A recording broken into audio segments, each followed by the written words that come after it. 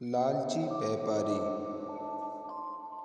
एक व्यापारी था और वह पैसों से बहुत प्यार करता था।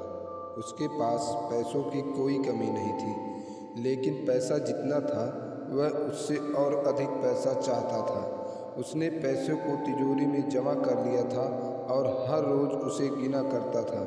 एक दिन जब वह पैसों को गिन रहा था, तभी दरवाजे पर किसी ने कोई आवाज़ देने लगा। व्यापारी ने बाहर आकर देखा तो एक महात्मा भिक्षा के लिए आए थे। व्यापारी ने महात्मा को कुछ खाने को दिया और प्रणाम किया। महात्मा जी खुश होकर बोले, तुम मुझसे कोई वरदान मांग सकते हो जो तुम्हें दुनिया में सबसे ज़्यादा खुशी दे। व्यापारी खुश हुआ और उसने कहा, मैं चाहता हूँ कि जिस चीज़ को छूऊं वह पैसा बन जाए। महात्मा ने व्यापारी से कहा, तुम सच में यही चाहते हो? तो व्यापारी ने कहा, हाँ। तो महात्मा बोले, कल सूरज की पहली किरण के साथ ही तुम्हें किसी चीज़ को छूकर पैसा बना देने की ताकत मिल जाएगी। व्यापारी ने सोचा कि वह सपना देखा होगा, यह सच नहीं हो सकता।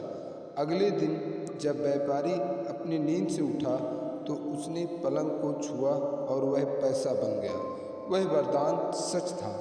व्यापारी ने जिस चीज़ को छुआ वह पैसा बन गया। उसने खिड़की के बाहर देखा और अपनी नन्ही बच्ची को खेलते पाया।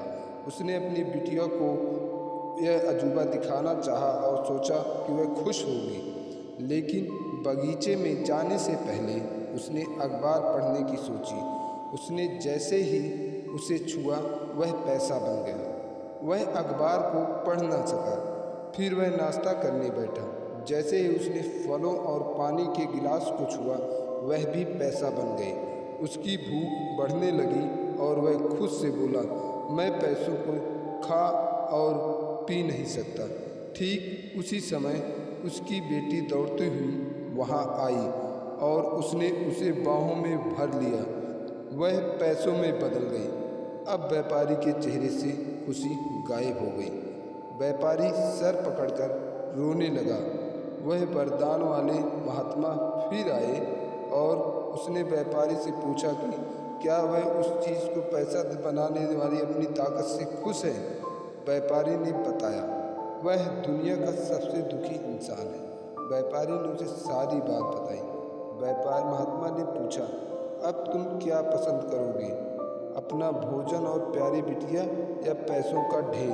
व्यापारी ने गिड़गिड़ाकर माफ़ी मांगी और कहा, मैं अपना सारा पैसा छोड़ दूंगा। मेहरबानी कर मुझे मेरी बेटी लौटा दो, क्योंकि उसके बिना मेरी हर चीज़ मूल्यहीन हो गई है। महात्मा ने व्यापारी से कहा, पहले से बुद्धिमान हो गए हो, और उसने अपने वरदान को वापस ले लिया। व्यापारी को अपनी बेटी वापस मिल गई और वह ऐसी सीख मिली जिसे वह जिंदगी भर नहीं भूल सका।